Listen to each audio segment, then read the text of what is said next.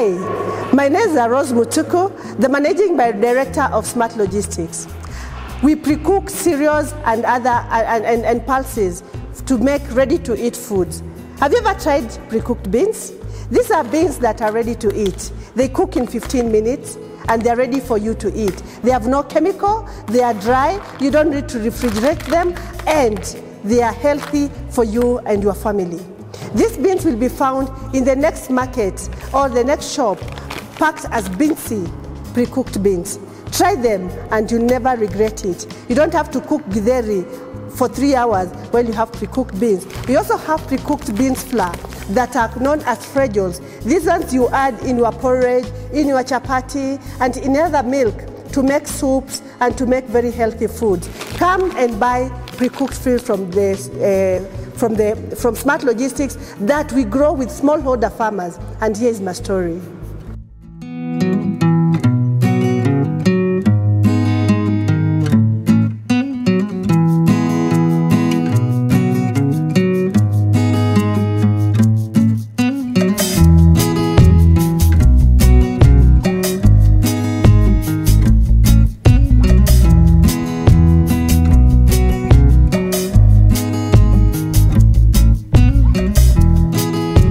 Smart Logistics started with supporting smallholder farmers to grow sorghum and other crops for other companies like the Bidco and the breweries.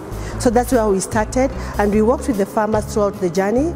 And we reached a place we realized that actually we have a weakness because we are also depending on a contract from a third party so that we can able to take the contract back to the farmer. And that's how we said that now we'll start value adding what the farmer has brought on the farm so that we have full control, and whatever we promise what we can deliver. By 2015 now we started now adding value to beans and bean-based products to give farmers and the population nutritious, quick to cook beans. When we started doing the pre-cooked beans, people did not believe that because they were thinking it is something that has been full of chemicals, because they initially, all through their lives and from their grandmothers and all the time in memorial, we've been eating beans that cook in 3 to 4 hours. They were not familiar with pre-cooked beans. The only way they were familiar with pre-cooked beans was when they were seeing canned beans, which were not used for our daily food. But the beans that we are doing today will be used for githeri, will be used just the way you work with beans at home. It's the same way that you work with the beans that we have pre-cooked here. So people did not believe that, and they had a lot of doubts about that. And with that, then we had to start doing a lot of campaign, working together with the government agents that understand the product to be able to sell the product to the population. In Kenya and actually in Africa, beans have been a subsistence crop. They have been grown for farmers for the household food, and the excess they'll sell in the market. They'd never encountered producing beans for processing. So beans initially were, before we came onto board, beans were just being grown by farmers and by anybody else, just like a food, like a subsistence crop. But today, farmers are also seeing a change in that, and of course a paradigm shift when they are growing beans for production and for commercial use. At the same time, we are working together with other stakeholders to produce and introduce beans that are micronutrient-rich beans. Because initially, previously, beans have not been micronutrient-rich beans. They have been mostly with their protein, folate and others. But now we are seeing beans with increased zinc and iron that we're introducing in the market. And of course, they are quick to cook. Also, beans previously have been known to have gas. People will eat beans and find the gas in the stomach. But the process we are using today to cook the beans and preserve the beans is removing the gas, let's say 100%, and the beans that you are taking today are gas-free. We experience a lot of challenges from the government to the market itself. One, I'll start with the government. When we are setting up a company, I don't understand how the government will be giving the foreigners who want to set up companies in Kenya a tax-free holiday time, but they do not extend that to also the entrepreneurs that are starting also to grow. to give them also that tax break to be able to set themselves up. That is one challenge. The other challenge that we are having is, as we are working with the beans and micronutrient-rich beans, we don't know how to market it through government agents, because of course, when we are doing such a job, you need a lot of support from the government to be able to put the products together, to be able to sell a story to the entrepreneur, to the market, so that you are not looking, you are just marketing for the sake of people to eat the crop, but it is a nutritious product. The other challenge that we are having in the market is finance. Financial institutions only finance companies that are progressive. If you are starting, especially on a new product like the way we have done, we are calling, they don't believe it. They want, like, give us historical books, give us the 1, 2, 3, which we cannot produce. As much as we are innovators here, also we are having a big challenge that of also taking, I'm not a technical person, I'm a finance person with my background, and I'm supposed to understand how to produce and innovate and put the products and the market and the equipment that I don't have an idea of.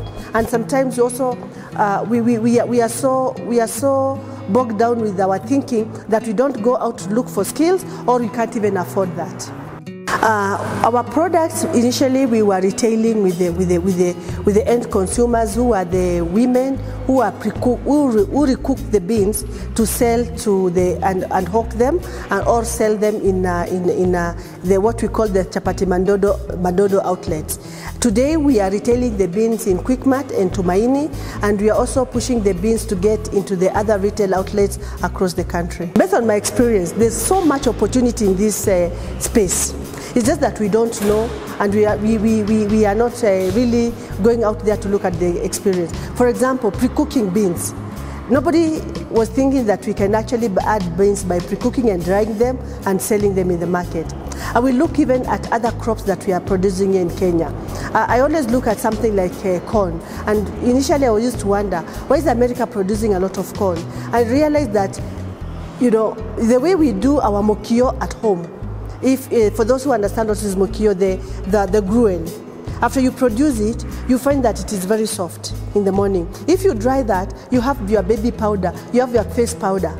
But we look at those things as very big things. It is just the crops that we have at home. If we just put in a little bit of an idea in them, we'll find that youth will never be unemployed. We'll also be producing the same products that we're importing into this country, and we'll do a lot of other things with the crops. It's just that we need someone to be able to sensitize and also give a lot of information out there, which sometimes we lack, not to be able to be, so that we can also be creative and innovative.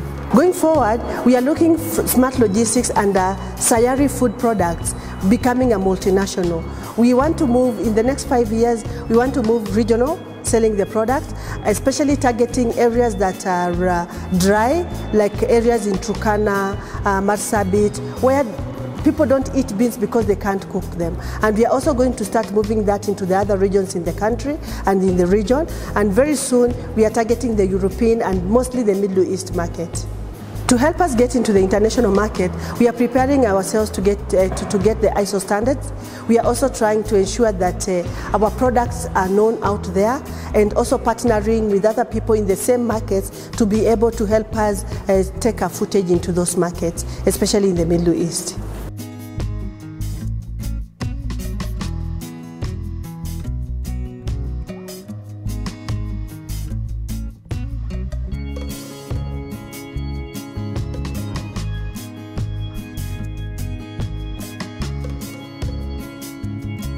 And that was my story as a pre-cooked beans agri-entrepreneur. I'm curious to learn about your story. Share your story.